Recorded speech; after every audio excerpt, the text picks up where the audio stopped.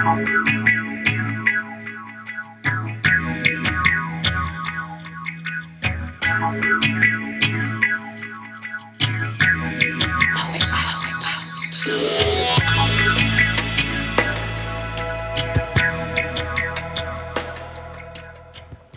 l'occasion de l'ouverture du second synode pour l'Afrique, j'ai décidé de parler d'une église dont on parle peu en général, celle du Maroc au XIXe siècle. Quand Charles de Foucauld se rend pour la première fois dans le pays, le royaume est encore interdit aux chrétiens. Aujourd'hui, l'église représente une toute petite minorité, mais est officiellement reconnue. Elle est même à la pointe du dialogue interreligieux, même si le contexte est de plus en plus difficile. Les autorités marocaines s'inquiètent d'un certain prosélytisme chrétien. Décryptage avec l'écrivain René Guiton. Bonjour et merci d'être avec nous. Vous êtes l'auteur de ce livre de référence, Ces chrétiens qu'on assassine. C'est aux éditions Flammarion. Un livre qui vient d'obtenir le prix des droits de l'homme. Ça, c'est une bonne nouvelle. Ah oui, il va m'être remis par le ministre de la Culture, Frédéric Mitterrand, dans quelques jours. Et je suis très touché parce que on pouvait penser qu'avec ce titre, qui est, il faut le dire, un petit peu provocateur, Ces chrétiens qu'on assassine, j'avais peur qu'on pense que ce livre était vraiment très sectaire.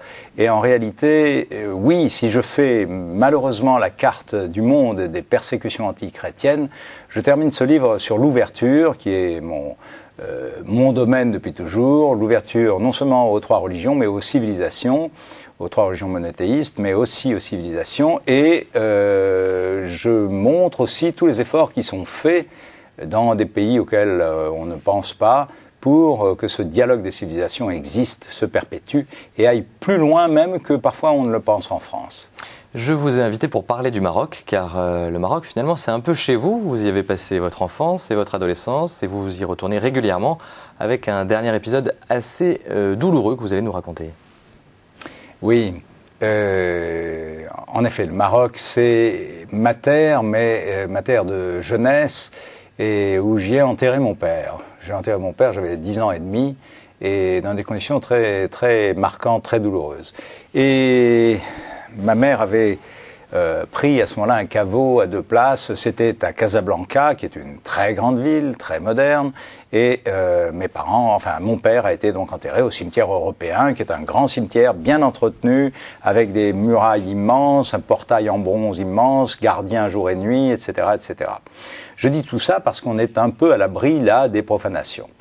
Et maman est décédée il y a peu de temps, en 2005, et simplement qu'elle était rentrée en France depuis et que des décennies étaient passées et que la question s'est posée pour nous, les enfants, de savoir si on ramenait cette fois maman au Maroc ou si on faisait l'inverse, si on a fait l'inverse. Et je suis allé exhumer les restes de mon père et comme il fallait un membre de la famille qui soit présent, j'y suis allé. L'épisode a été douloureux. Mais c'est pas trop ça qui est important. Ce qui est important pour nous tous, c'est la discussion que j'ai pu avoir avec le commissaire de police qui assistait à l'exhumation, parce que les Marocains font ça très bien. Il y a les pompes funèbres, le directeur du cimetière qui est présent, et un commissaire de police, et des fossoyeurs. Et ensuite, on va réunir les restes dans un petit cercueil qui est plombé, qui est envoyé ensuite en France. Et donc, bien sûr, j'étais très ému. Et le commissaire, pour rompre un peu cette émotion, me disait « Ah, vous faites bien de ramener votre père. » J'ai dit « Bah oui, pour le réunir avec ma mère, etc. » Il m'a dit « Non, mais moi je vous dis pas ça pour ça, je vous dis ça à cause des profanations. » J'ai dit « Mais enfin, là, à Casablanca. » Il me dit « Non, pas à Casablanca. À Casablanca, tout va bien. En effet, ce cimetière moderne, etc.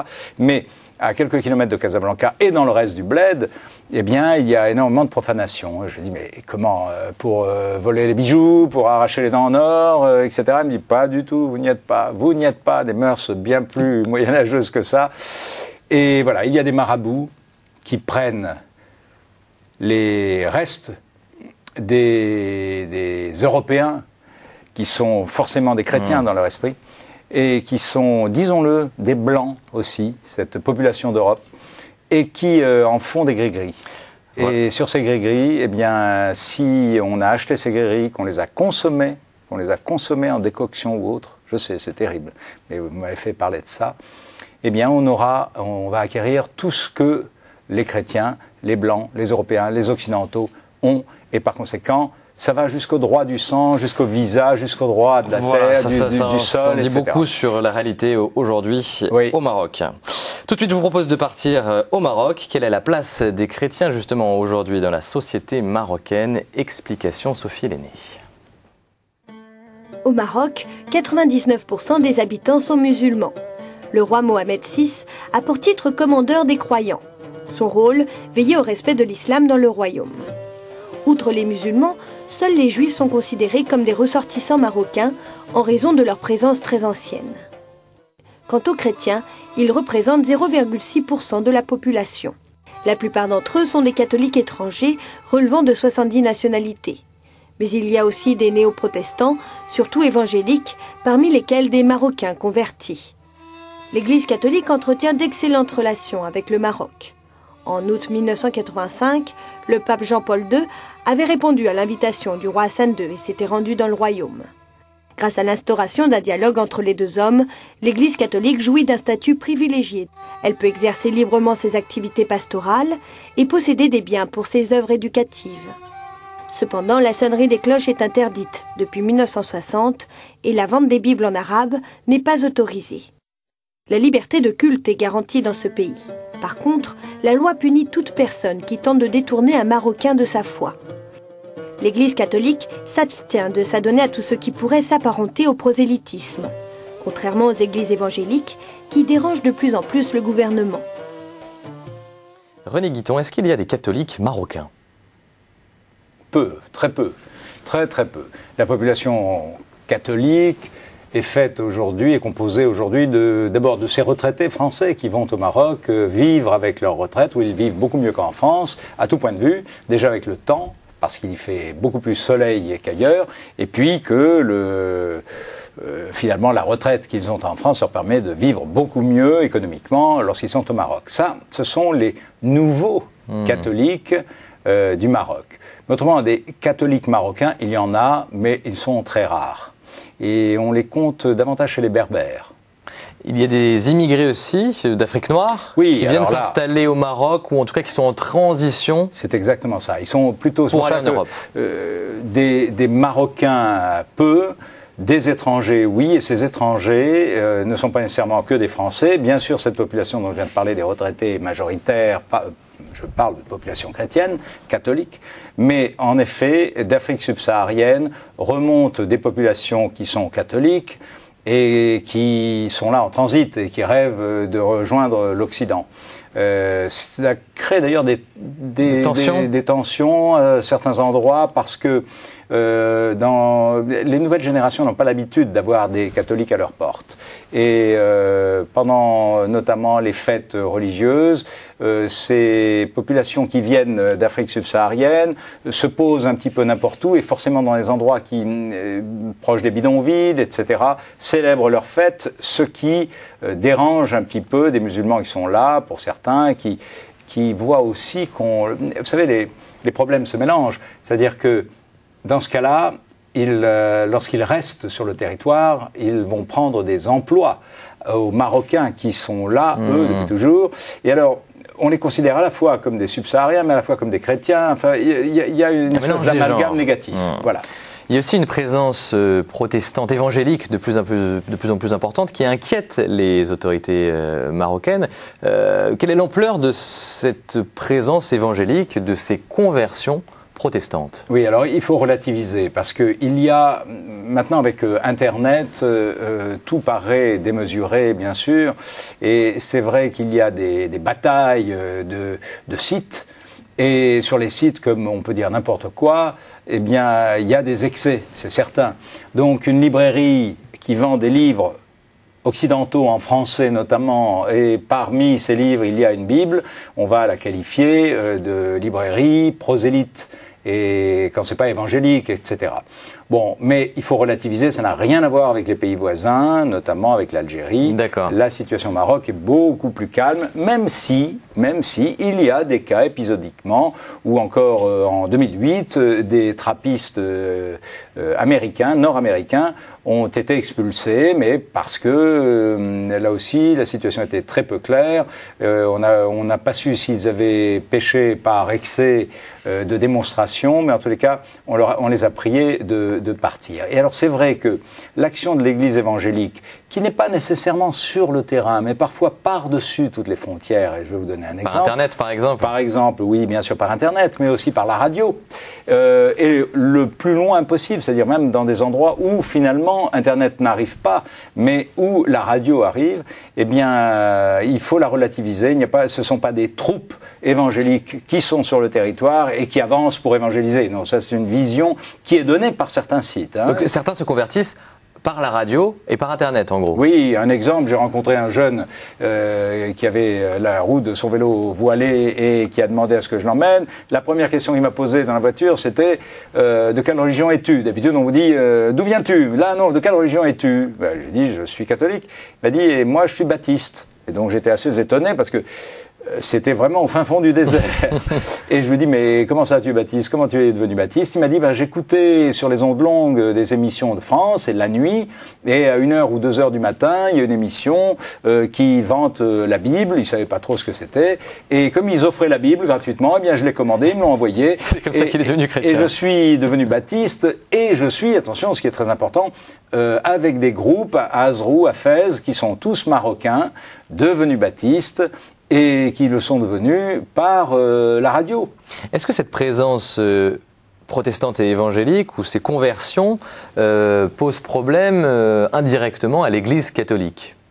Ah oui, je dirais que c'est le principe de la relativité. Il y a un bassin de population potentiellement chrétien, et si dans ce bassin chrétien, il y en a qui se conduisent mal ou qui font du prosélytisme, etc., ils vont nuire à l'ensemble des chrétiens, étant donné que au Maroc, comme dans beaucoup de pays arabo-musulmans ou musulmans, majoritairement musulmans, eh bien, on fait pas la différence. Les chrétiens sont les chrétiens. On sait pas trop. C'est comme, de notre point de vue, lorsqu'on juge les musulmans, on oublie les chiites, les sunnites, les ismaéliens, tout ça sont des musulmans, vous voyez. Eh bien, à l'inverse, c'est aussi la même chose. Et donc, malheureusement, certains excès font que tous les chrétiens sont englobés et portent tort pour les actions de certains aux autres qui n'ont pas d'action prosélyte. Et du coup, les catholiques restent très discrets. Les catholiques l'ont toujours été. Sauf lorsque le pape Jean-Paul II, en 1985, est venu au Maroc, où il a été accueilli, mais grandement, comme on l'a vu dans le reportage. Ça, c'est très intéressant. Ah oui, ça a été extraordinaire, parce que la population qui est venue accueillir Jean-Paul II, et certes, le roi, dans le stade, notamment de Casablanca, mais ça a été des centaines de milliers de personnes qui étaient des musulmans. La majorité était musulmane. Mais bien sûr, l'immense majorité. Mais ils venaient célébrer un homme de paix, un homme qui avait un rayonnement planétaire. Et c'est ce en quoi, à ce moment-là, mais nous étions en 1985, il n'y avait pas eu le 11 septembre, ne l'oublions pas, et le 11 septembre 2001. Et donc en 1985, il est arrivé, il a donné une bouffée de paix et d'humanisme. Et pourquoi certains musulmans se convertissent à des religions chrétiennes? Parce qu'ils y trouvent des religions d'amour, en opposition à la violence des extrémistes islamistes. Et quand on les interroge, et moi ça m'est arrivé en Algérie ou ailleurs, on me dit oui, mais parce que vraiment l'islam est violent. Je dis non, c'est pas l'islam qui est violent, ce sont les extrémistes de l'islam. Et de la même manière dans d'autres religions. Donc voilà une des raisons pour lesquelles des musulmans se convertissent parfois lorsqu'ils ne sont pas ancrés absolument dans leur religion de l'islam. René Guiton, avant de poursuivre cette émission, j'aimerais qu'on s'arrête un instant sur l'expérience marocaine de Charles de Foucauld. Vous savez, Charles de Foucauld, c'est ce militaire de l'armée française qui se tourne vers Dieu à l'âge de 28 ans. Il devient religieux puis part vivre en ermite dans le Sahara algérien où il sera assassiné en 1916. Mais avant sa conversion, il a exploré le Maroc, une expédition qu'il raconte dans un livre passionnant, Reconnaissance du Maroc, ouvrage peu connu, mais qui en dit long à la fois sur le paysage religieux du royaume marocain de la fin de ce 19e siècle et sur le chemin de conversion de Charles de Foucauld. Sophie Lenné a rencontré Christophe Maury, un écrivain spécialiste de Charles de Foucauld. Regardez. Le pays se divise en deux parties, l'une soumise au sultan d'une manière effective, où les Européens circulent ouvertement et en toute sécurité, l'autre, 4 à 5 fois plus vaste, peuplée de tribus insoumises, où personne ne voyage en sécurité et où les Européens ne sauraient pénétrer que travestis. Charles de Foucault va aller dans la partie du Maroc qui est interdite aux Occidentaux et qui est donc inconnue de l'Occident. Qu'est-ce qui l'amuse ? Naturellement le danger. Et puis, s'il arrive à cartographier et à décrire cette partie mystérieuse, il va en sortir forcément grandi. Et il aura d'ailleurs le premier prix de la Société de géographie grâce à son livre « Reconnaissance au Maroc ». Il va pouvoir traverser le pays déguisé en rabbin et accompagné par un rabbin lui-même qui s'appelle Mardoquet. Donc il arrive de l'Algérie. Le voyage va commencer le 10 juin 1883 et il va revenir sain et sauf le 23 mai 1884. Il a un petit carnet grand comme la paume de sa main pour qu'il puisse le cacher et il va profiter de sa djellaba pour cacher des outils de mesure comme un sextant pour prendre les longitudes et les latitudes. Donc on a un travail de cartographe.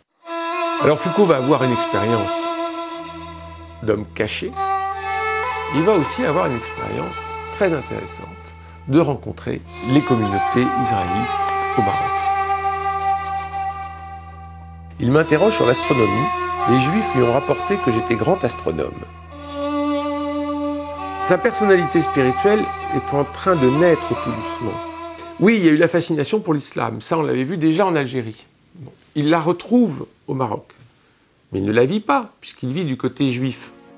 Il est fasciné par la découverte et il est fasciné par son côté secret.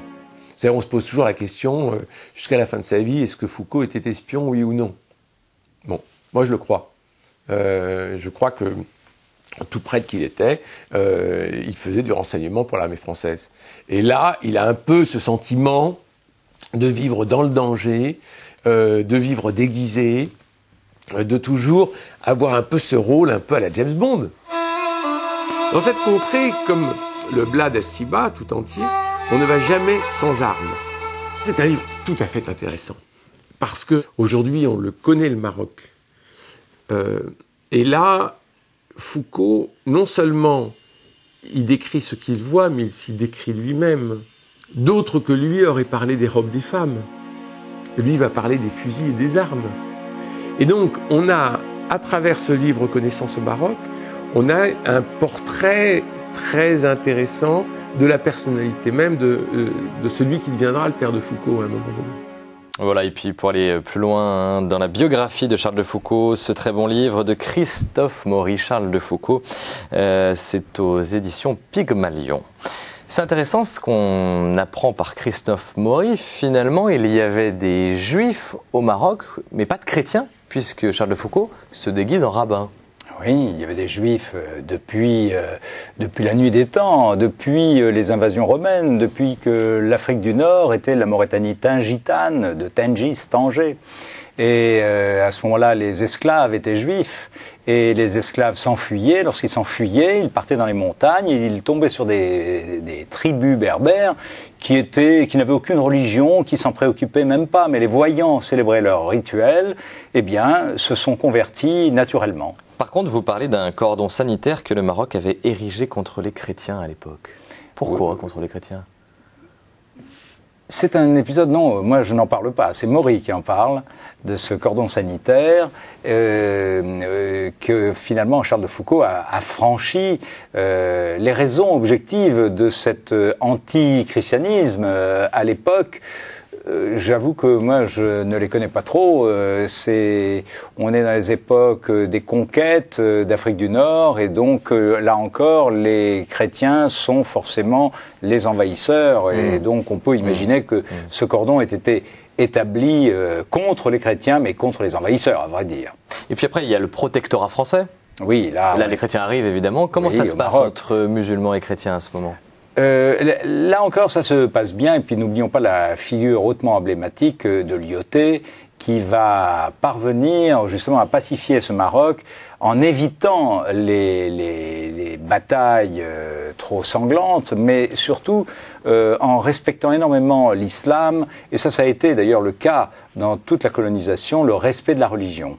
Et au Maroc, ça s'est bien passé. Il a travaillé plutôt sur les Berbères, et les Berbères ont été plus accueillants au départ, et finalement on s'est retrouvé à la fin du protectorat avec une population berbère qui était assez pro-française, pendant que la population d'origine arabe, marocaine, était pour l'indépendance. N'oublions pas l'épisode du Glaoui de Marrakech. Au début des années 60, il y avait encore des sapins pour décorer les rues des grandes villes pour Noël, paraît-il, au Maroc. Oui, c'est étonnant. Bien sûr. Oui, mais parce que j'entendais encore très récemment que Noël n'était finalement pas une fête religieuse, mais une fête païenne. Bon, c'est vrai qu'elle l'est devenue. Et au Maroc, il a été difficile, après la fin du protectorat, donc dans les années 1956, date de l'indépendance, etc., de rompre dans les traditions. Les traditions, c'était quoi? C'était que les petits-enfants marocains, musulmans, qui voyaient les petits-enfants français, chrétiens ou européens chrétiens fêter Noël et recevoir des cadeaux, eh bien, les Français donnaient à leur environnement, au fils du jardinier, etc., aussi des cadeaux. Et il y avait un sapin de Noël qui était érigé à la maison. Bon, ben, il y en a eu dans les rues, etc. Et cette tradition s'est perdue, mais ça fait pas très longtemps qu'il n'y en a plus dans les rues. Et le Père Noël était devenu Baba Noël en arabe et a réjoui de nombreux petits-enfants, et il n'y avait surtout pas là derrière de notion de prosélytisme. Il y a un événement qui vient troubler cette bonne entente. C'est en 1968 dans un village de l'Atlas, avec une rupture de la présence monastique au Maroc. Oui, en fait, je me souviens très bien de cet épisode. C'est que dans les années 1960, 1956, juste après l'indépendance, le prince Moulay Hassan, qui allait devenir le roi Hassan II, a fréquenté très peu, mais une communauté bénédictine qui était dans l'Atlas marocain, dans le Haut-Atlas marocain, dans un lieu qui s'appelle Tioumililin, et qui est une zone berbère, et où il y avait finalement, pas très loin d'Azrou, pour ceux qui ont une connaissance un peu de la géographie du Maroc, et il y avait là un monastère bénédictin. Ces bénédictins étaient très ouverts et organisaient déjà des réunions interreligieuses. On n'avait pas ce nom-là, on ne faisait pas de l'interreligieux à l'époque, mais en tout cas du dialogue, du partage de la foi de chacun. Et à ces réunions a participé à une époque le prince qui allait devenir le commandeur des croyants musulmans. Et donc les oulémas, les docteurs de la loi de l'islam, ont assez mal vu cet épisode et ont demandé aux bénédictins de descendre dans la plaine, parce qu'ils étaient dans une zone berbère encore, donc une zone très amicale, très ouverte. Et donc les bénédictins ont dit à ce moment-là, si vous nous repoussez vers la plaine, nous qui nous retirons, vous nous envoyez vers les villes, eh bien nous ne pouvons plus exercer notre mission selon la règle de Saint-Benoît, et nous partons. Ils sont partis.